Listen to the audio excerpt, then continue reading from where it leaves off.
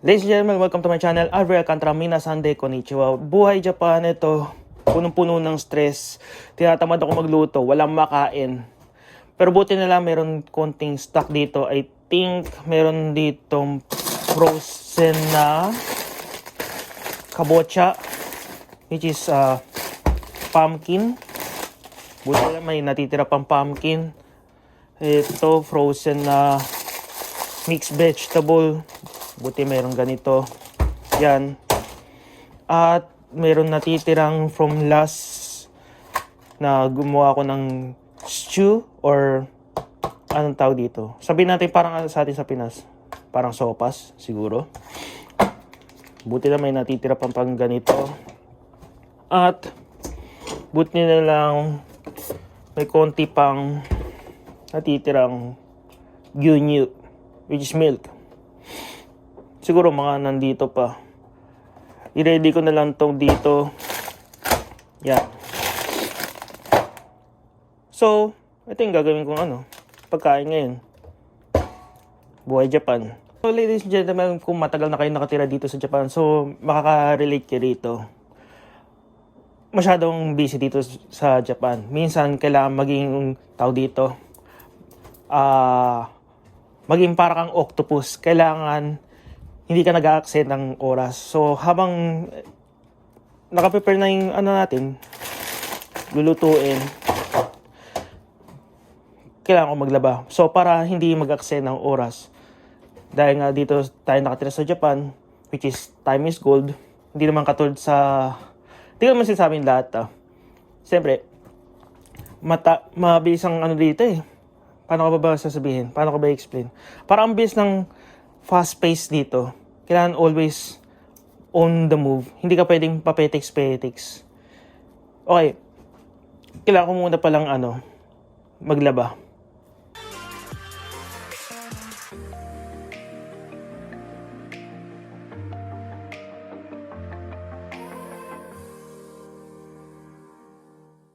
Well, siguro medyo nagtataka kayo bakit kailangan ko pang maglaba sa labas. O nga pala, by the way, sa labas ko lalaban yun. Kung meron naman ding may washing machine dito, which is sira. Wala akong pambili. I mean, sika kung nandito ka nakatira sa Japan, how funny, no? Wala akong pambili ng bagong washing machine. So yan ang realidad ng buhay dito. Hindi porket na nandito ka sa bansang ito, marami kang pera. Which is, hindi yun totoo. Nagtatrabaho lang din ako dito, parang katulad mo, na nandiyan sa Pinas o saan lupalok pa naman ng mundo. Hindi basta-basta nakukuha ang pera. So, yun ang realidad. So, laban muna natin to. So, buti na lang merong malapit na napakamurang coin laundry dito sa malapit sa bahay ko, which is yan. Lagay natin lahat yan. Salpak mo lahat dyan. Make sure walang natirang labahin. Make sure na lahat na ilagay na salpak. Kasi kapag meron pang natira, mendoksay na babalik ka pa rito, no? Buti na lang 100 yen lang yung panglaba dito. So, yun. Stato. So, yun, nakabike na ulit tayo dito sa bahay ko. Tadaima! Wala palang tao. Mag-isa lang pala ako sa bahay. Nakalimutan ko. Akala ko meron akong shoota. So yun, ladies and gentlemen, habang nilalaban yung labahin, para hindi sayang yung oras, magluto muna tayo ng medyo something healthy naman. Which is hindi na rin ako nagdagdag ng tao dito, karne. Kasi walang karne. Kung bibili pa ako, at wala naman din akong pera, dahil malayo pa yung sweldo. So, ito na lang siguro. So, share ko na lang sa inyo kung paano iluto ito.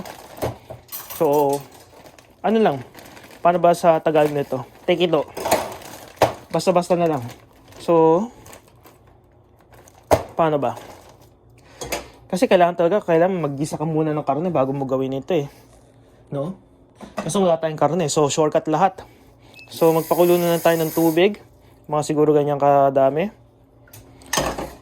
Waiting natin kumulo ito o mag-boil. So yun, kumukulo na yung hotting water. Isalpak lang natin to lahat dyan. Yan. Word for the day, take ito. Yan, take ito lang natin ano yan, ilalagay lahat.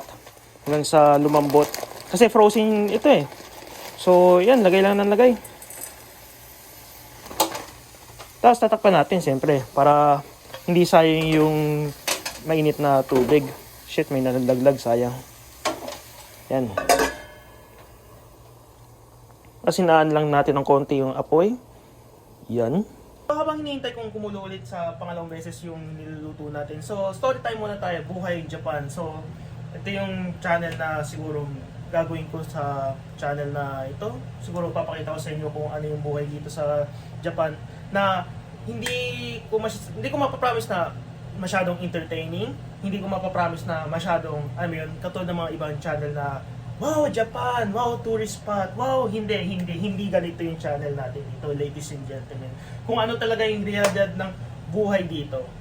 Yun nga, di ba? Buhay Japan. So, RV Adventure. Yung, hindi naman totally adventure na parang pupunta sa magandang tourist spot, mga magandang jinja or temple or magandang view. Hindi. No. Kung ano buhay dito? Ano yung adventure mo dito kapag dito ka tumira? Ano yung magiging Nichijou Seikatsu or everyday living mo rito? Yun yung adventure natin dito. So, medyo boring. Oo, yes. Kasi hindi naman ganun kaganda yung entertaining. So, ano ba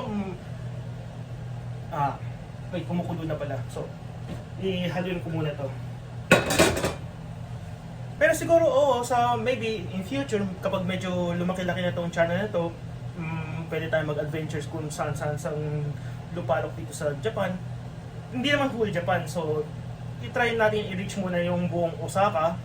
After ng buong Osaka, buong region ng Kansai region, which is Kyoto, Osaka, Kyoto, Nara, Yogo, Wakayama. Yun yung magiging parang mini adventure natin.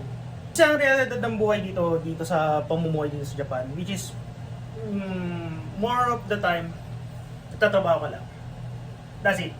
Kaya kung gusto mong magtrabaho dito sa Japan, expectation versus reality, hindi, no. Hindi ka masyadong tourist, ma-enjoy yung buong Japan. Not unless kung talagang pupunta ka dito sa Japan as a tourist, no. More of the time, wala, nagtatrabaho ka lang. Not unless kung magaling ka mag-time management.